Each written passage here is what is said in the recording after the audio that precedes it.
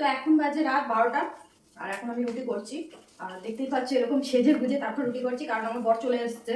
তো ও যেহেতু খাবে 11:30টার সময় চলে এসছে, কিন্তু তখন আমি 11:30-11টার মধ্যে রুটি করে ফেলি। কিন্তু আজকে ভিডিও বানাচ্ছিলাম, রেডি হচ্ছিলাম, যার জন্য অনেকটা দেরি হয়ে গেছে। তো এইমাত্র ভিডিওটা আমি কমপ্লিট করলাম, কিন্তু এইগুলো খুলে গুছাতে গুছাতে অনেকটা সময় লেগে যাবে। ও তখন না খেয়ে বসে থাকবে। তরকারি তো আগে করে ফেলেছিলাম, আর রুটিটা আমি একটু লেট করেই করি, যেহেতু আসে তো একটু গরম গরম খেতে পারবে। তো এই একটা ভিডিও বানানোর জন্য দেখো কতটা পরিশ্রম করতে হয় আমাকে, এরকম লক্ষ্মী ঠাকুর সেজে এখন রুটি করছি আমি।